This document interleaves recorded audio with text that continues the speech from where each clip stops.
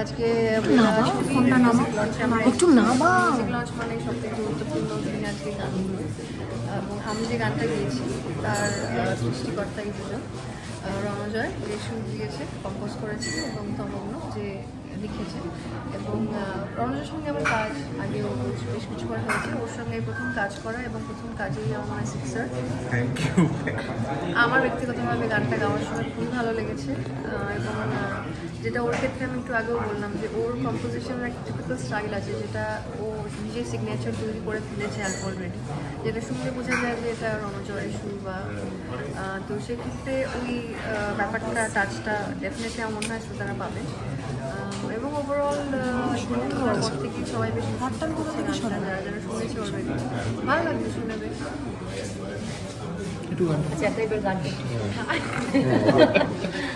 একটু হাতটা নামাও, দেখো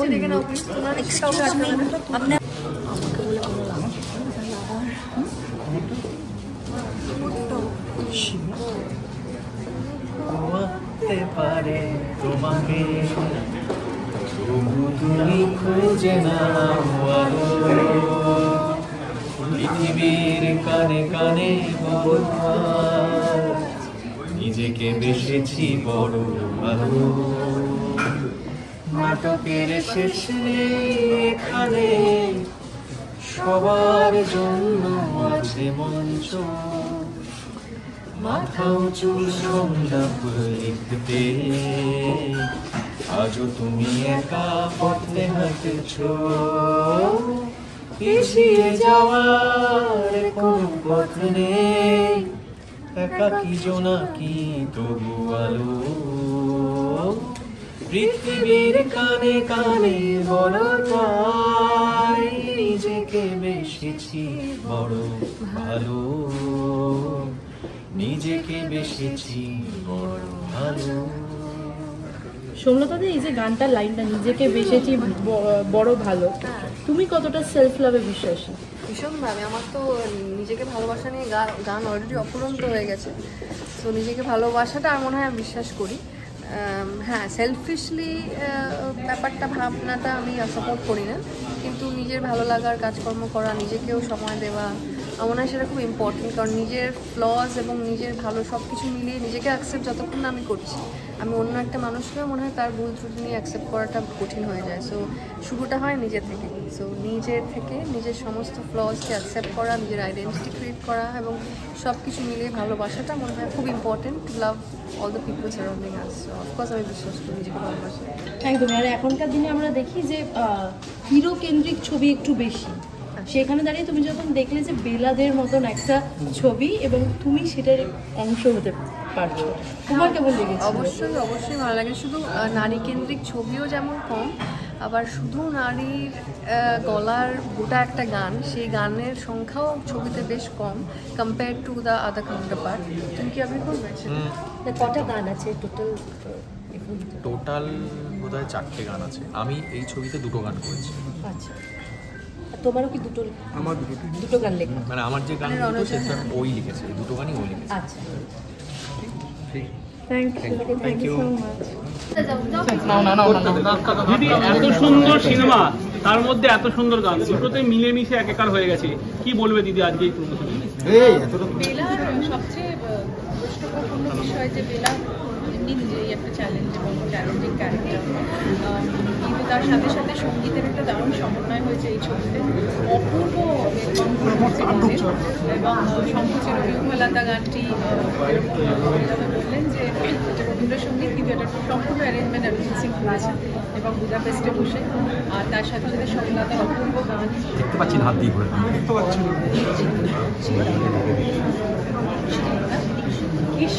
ঈর্ষিতারও অপূর্ব টিউনের যে গানটা খুবই আমাদের আগ্রহী হবে বলে মনে হয়। এবং আমি আমার মিউজিক ডিরেক্টর রণজয়কে অনেক অনেক ধন্যবাদ জানাই।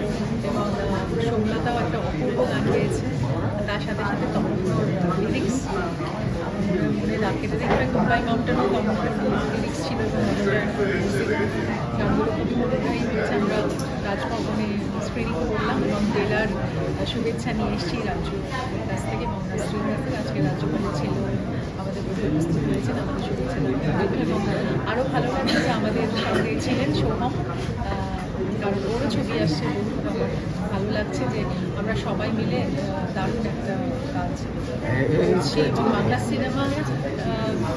বাংলা সিনেমার এই সময়টা আমার মনে হয় খুব উজ্জ্বল একটা সময়, এবং আশা করবো যে বেলাদে যেন ঘরে ঘরে পৌঁছে যায়, যেরকম বেলাদের রান্না ঘরে ঘরে পৌঁছে গেছে, যেরকম বেলাদের জীবন যেন মানুষের ঘরে ঘরে পৌঁছে। আমার একটাই আর্জি, প্রাইম টাইম শো দেওয়া হচ্ছে বাংলা সিনেমাকে, প্লিজ আপনারা এসে ছবিটা দেখবেন এবং ছবিটার মূল্যায়ন করবেন, এবং বেলাদে আপনাদের জন্য অনেক কিছু জানাবেন এবং অপূর্বভাবে আপনাদেরকে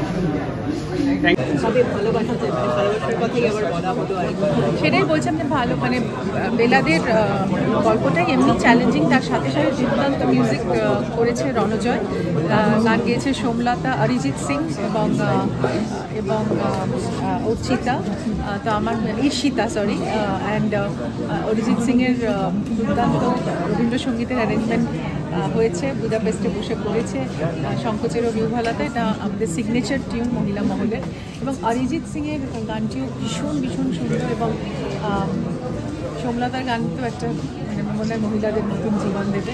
বেলাদে প্লিজ আপনারা সবাই এসে দেখবেন, কারণ বেলাদের রান্না যেরকম সবার ঘরে ঘরে পৌঁছে গেছে, বেলাদের জীবনও যেন সবার ঘরে ঘরে পৌঁছয়। প্রাইম টাইম শো দেওয়া হয়েছে বাংলা সিনেমাকে, দর্শকদের কাছে আমার আর্জি প্লিজ বাংলা সিনেমা প্রাইম টাইমে এসে দেখবেন এবং আপনাদের কমেন্ট জানাবেন।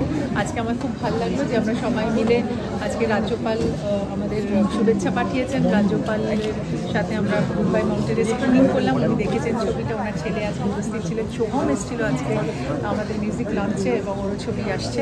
তো আমি চাইবো মিলেমিশে সবাই যেন বাংলা সিনেমার দারুণ পথ দেখায়, বাংলা সিনেমার একটা উজ্জ্বল মুহূর্ত এই মুহূর্তে, এবং আমাদের এই উজ্জ্বলতা যেন বজায় থাকে। এবং সোহমদাকেও দেখলাম আর কি, মানে তোমারও সেই জায়গাটা তুমি দিলে আর কি, যে বহুর উপর আমার তো ওকে খুব ভালোবাসি, এবং আমার মনে হয় ওর ছবিটাও খুব ভালো হোক, এটাই চাই। রেডি সবাই? কথা বলতে দেবো না, মাঝখানে ঢুকে পড়বো। হ্যাঁ প্লিজ এসো না, এখানে পাশে এসো, তুমি এসো। আমার হয়ে গেছে সব। এই ইন্টারভিউটা আমি ভাস্করদার সাথেই দেবো, এসো এসো তুমি এসো এসো, আমার বর করতে হবে, এই তুমি এসো। কেন আমরা তো একসাথে কাজ করেছি, আরে এবার আবার হতে হবে, বর ছিনিয়ে নিতেই হবে আমাকে। বর চিন্তায় নাকি বরের নাম ছবির? হ্যাঁ এই বরের নামও ঠিক হয়ে গেছে, বর চিন্তায় একজন অনিলাবদাকেই বলি না। ব্যাস আসুক, আজকে ধরছি আমি। হ্যাঁ ব্যাস, তাহলে আমাদের বরের ছবি রেডি, বর চিন্তায়। এই এসো, বর কোথায় যাচ্ছ তুমি? বর পালিয়ে যাচ্ছে আমার। বলো সবাইকে ছবি করে কেমন লাগবে। একদমই। তোমাকে প্রথমে যেটা জিজ্ঞেস করবো, তোমাকে কিভাবে পাচ্ছি এই ছবিতে? আমি এই ছবিতে বেলার বড় বৌদি, আমি পদ্মনাভদার মানে বেলার যে বড় দাদা তার স্ত্রী। ছবিতে আমার উপস্থিতি খুব কম সময়ের জন্য রয়েছে, কিন্তু সেই সময়ে যে সময় বেলার জীবনে একটা ঝড় ওঠে, সেই সময় পরিবার থেকে বেলার অ্যাকচুয়ালি একটা সাপোর্ট দরকার ছিল। সেই ছোট্ট সাপোর্ট যেটা বেলা নিজের পরিবার থেকে এক্সপেক্ট করেছিল, যে কাউকে বোঝাতে পারছিল না নিজের ক্রাইসিসটা এবং কেন নিজেকে পায়ের জমি তৈরি করতে হবে, সেইটুকু আমি বেলাকে বুঝতে পারি এবং সেই সাপোর্টটা আমি বেলাকে দিই। তো এটা শুধুমাত্র বৌদির চরিত্রই নয়, মেয়েদের তো আসলে ঘরে এবং বাইরে দু জায়গাতেই লড়াই করতে হয়।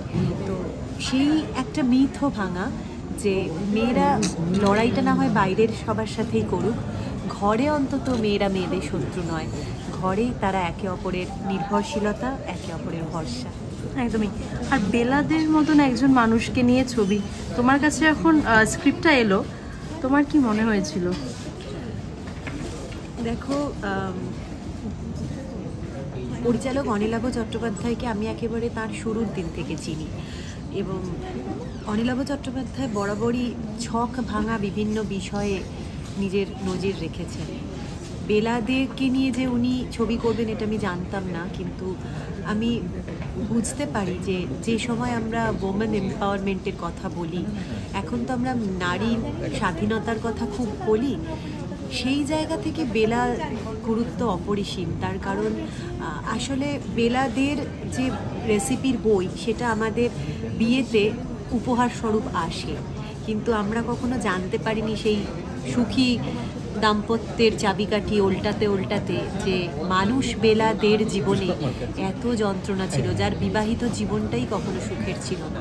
কিন্তু দেখো, আমিও সিঁদুর পড়েছি, কিন্তু এই সিঁদুর যদি কখনো বেইমানি করে, মেয়েদের বলে দেওয়া হয় না যে তখন তুমি কিভাবে লড়াইটা করবে। আমরা ভাবি শ্বশুরবাড়ি গেলেই সব ঠিক হয়ে যাবে, কিন্তু শ্বশুর বাড়িতেই যদি আমি সমাদৃত না হই, আমার সিঁথিতে সিঁদুর যে মানুষটা দিয়েছেন তিনিই যদি বেইমানি করে চলে যান, তখন মেয়েরা কিভাবে লড়াই করবে।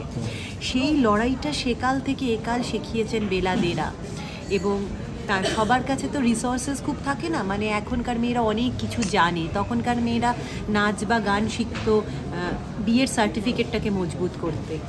বেলাদে সেই সময়ের নিরিখে দাঁড়িয়ে নিজে যে রান্নাঘরের কাজ মেয়েদের শেখানো হতো, সেই রেসিপিতে অদল বদল করে অত অত রান্নার বই লিখে আজও অবধি বিভিন্ন মেয়ের সুখী গৃহকোণ রচনা করে চলেছেন।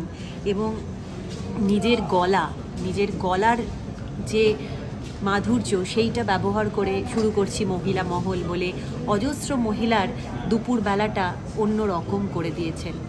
বেলাদে মানুষটা দেখতে কেমন ছিলেন তা তো আমরা জানি না।